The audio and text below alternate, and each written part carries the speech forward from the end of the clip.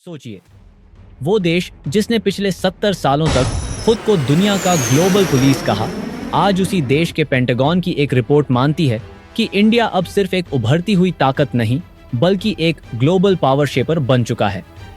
लेकिन सवाल ये है, आखिर पेंटागन ने ऐसा क्या देखा कि अब वो खुलकर इंडिया की ताकत को मानने लगा? और क्या इसका मतलब ये है कि आने वाले कुछ सालों में अमेरिका को अपनी ग्लोबल डोमिनेंस के लिए इंडिया की मदद की जरूरत पड़ेगी? रुको जरा, आगे जो खुलासा होगा वो आपको हैरान कर देगा। आज हम बात करने वाले हैं उस पेंटागन रिपोर्ट की जो सीक्रेटली सर्कुलेटेड हुई थी वॉशिंगटन के स्ट्रैटेजिक सर्कल्स में, और अब जिसने पूरी जियोपॉलिटिकल इक्वेशन को हिला दिया है। बिफोर वी डाइव इन, समझना जरूरी है कि पेंटागन की रिपोर्ट सिर्फ मिलिटरी ताकत पर नहीं बल्कि इंडिया की overall capability, economy, technology, diplomacy और डिफेंस रेडीनेस पर बात करती है। Let's break this down step by step.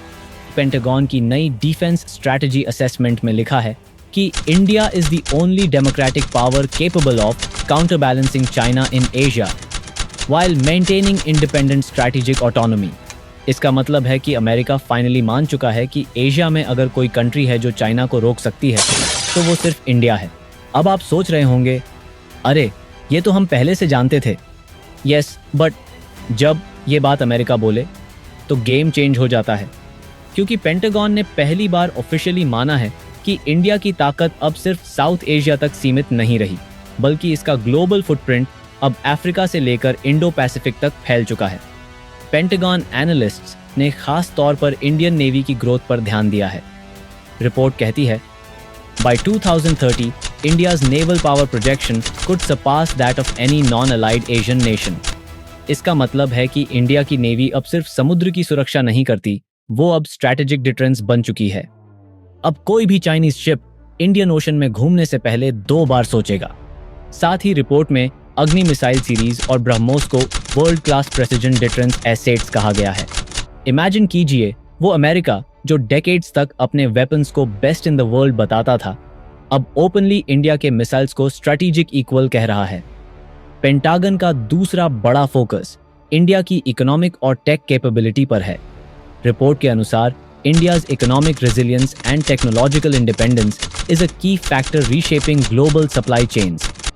इसका मतलब है कि अमेरिका अब मान रहा है कि अगर future main China Taiwan conflict होता है तो दुनिया का नया मैन्युफैक्चरिंग हब इंडिया बन सकता है। बट वेट, पेंटागन ने एक हिडन वार्निंग भी दी है।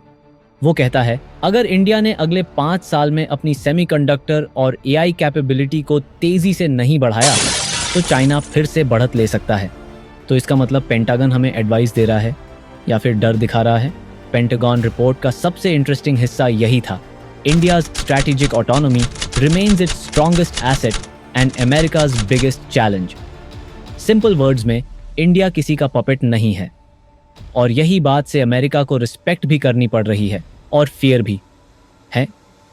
पेंटागन ने माना कि इंडिया ने रशिया यूक्रेन वॉर के दौरान जो बैलेंस्ड डिप्लोमेसी दिखाई वो किसी भी वेस्टर्न एलाई से ज्यादा मैच्योर थी, और यही रीजन है कि वॉशिंगटन अब ओपनली मान रहा है, अगर फ्यूचर वर्ल्ड ऑर्डर स्टेबल रखना है तो बिना इंडिया के वो संभव नहीं। क्या कोइंसिडेंस है ना? पहले जो अमेरिकन लेक्चर देता था लोकतंत्र और ह्यूमन राइट्स पर, अब वहीं इंडिया से पार्टनरशिप मांग रहा है स्ट्रैटेजिक स्टेबिलिटी के लिए। तो अब सवाल ये उठता है, क्या ये पेंटागन रिपोर्ट सिर्फ एक्नॉलेजमेंट है या एक सिग्नल है कि अमेरिका अब इंडिया के रूल्स के हिसाब से खेलने वाला है? चलिए 3 एक्ट में समझते हैं how this changes the game for India in the world. पहला, ग्लोबल इम्पैक्ट, इंडिया का पावर ब्रोकर के रूप में उदय। पेंटागन रिपोर्ट एक सिंबलिक डॉक्यूमेंट से ज्यादा है, ये एक जियोपॉलिटिकल कन्फेशन है। आज दुनिया की हर बड़ी पावर, चाहे वो रशिया हो, चाइना हो या अमेरिका, सबको पता है कि इंडिया के बिना 21st सेंचुरी का वर्ल्ड ऑर्डर इनकम्प्लीट है, और पेंटागन ने बस उस सच को पेपर पर लिख दिया। सोचिए, वो देश जो कभी IMF लोन्स के थ्रू डेवलपिंग नेशंस को कंट्रोल करता था, आज वही देश इंडिया की पार्टनरशिप के बिना अपनी इंडो पैसिफिक पॉलिसी चला ही नहीं सकता। इंडिया का लेवरेज, दी पावर शिफ्ट, अब इंडिया के पास एक रेयर लेवरेज है, strategic independence plus global relevance. Pentagon के एनालिसिस के बाद अमेरिका अब सावधान है, क्योंकि इंडिया कोई यस मैन नहीं, इंडिया ब्रिक्स में भी है क्वाड में भी। रशिया से ऑयल भी खरीदता है और अमेरिका से टेक डील भी करता है। क्या कहें, यह है नॉन अलाइड 2.0 वर्जन, और यही बैलेंस है इंडिया की सबसे बड़ी ताकत है। What this means for the future। But यहाँ एक ट्विस्ट है। पेंटागन ने एक अलार्मिंग ऑब्जर्वेशन भी दिया है कि अगर इंडिया अगले 10 सालों में अपनी साइबर और स्पेस कैपेबिलिटी को स्केल नहीं करता तो चीन और एआई नेशंस फिर से लीड ले सकते हैं। अब थोड़ी गहराई से समझते हैं कि पेंटागन रिपोर्ट में इंडिया की ताकत के कौन-कौन से पहलू सबसे ज्यादा हाईलाइट किए गए हैं। सबसे पहले डिफेंस मॉडर्नाइजेशन इंडेक्स।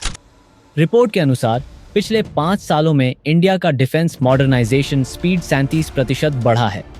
इसका मतलब चाहे वो राफेल जेट्स हों, S-400 मिसाइल सिस्टम हो या indigenous aircraft carrier INS Vikrant, India अब इंपोर्टर से इनोवेटर बन रहा है। दूसरा, डिफेंस R&D सहयोग। पेंटागन ने माना है कि DRDO और प्राइवेट स्टार्टअप्स के बीच पार्टनरशिप अब इंडिया को नेक्स्ट जनरेशन वॉरफेयर के लिए तैयार कर रही है, खासकर AI सर्वेलेंस, ड्रोन स्वॉर्म्स और क्वांटम कम्युनिकेशन सिस्टम्स में। तीसरा फैक्टर, स्पेस डोमिनेंस। रिपोर्ट में साफ लिखा है कि इंडिया अब चौथे स्पेस सुपर पावर की कैटेगरी में आ चुका है। इसरो के चांद्रयान और गगनयान मिशंस ने न सिर्फ साइंस में क्रेडिबिलिटी दी है बल्कि मिलिट्री एडवांटेज भी, क्योंकि स्पेस एसेट्स अब सर्वेलेंस और मिसाइल मार्गदर्शन में क्रूशियल भूमिका निभा रहे हैं।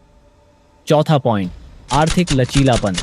पेंटागन ने लिखा है कि ग्लोबल इकोनॉमिक इंस्टेबिलिटी के बावजूद इंडिया ने 2023 से 2025 के बीच 7% से अधिक एवरेज GDP ग्रोथ मेंटेन किया, जो दुनिया में सबसे तेज है।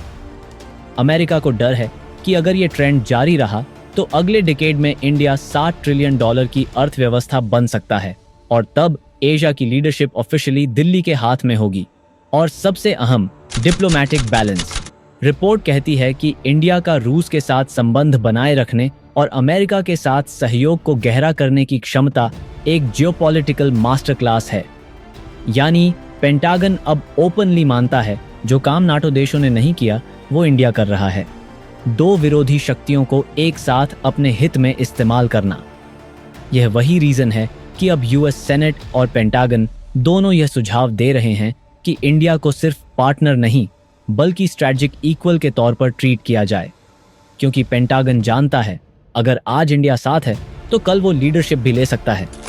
सोचिए, एक वक्त था जब दुनिया हमें थर्ड वर्ल्ड कंट्री कहती थी, और आज वही दुनिया हमारे इंजीनियर्स, साइंटिस्ट्स और सोल्जर्स के दम पर फ्यूचर वर्ल्ड मैप ड्रॉ कर रही है। पेंटागन रिपोर्ट सिर्फ एक डॉक्यूमेंट नहीं, ये एक रिमाइंडर है कि जब कोई देश अपनी आइडेंटिटी पर भरोसा रखता है तो दुनिया उसे इग्नोर नहीं कर सकती। और हां, अगली बार जब कोई बोले अमेरिका रूल्स द वर्ल्ड, बस मुस्कुरा के कहना, अब खेल बदल चुका है। अगर आपको यह एनालिसिस इन्फॉर्मेटिव लगा तो वीडियो को लाइक करना मत भूलना। अगर आपको यह वीडियो पसंद आया हो तो इसे लाइक करें, शेयर करें और हमारे चैनल को सब्सक्राइब करना न भूलें। मिलते हैं अगले वीडियो में, तब तक के लिए जय हिंद।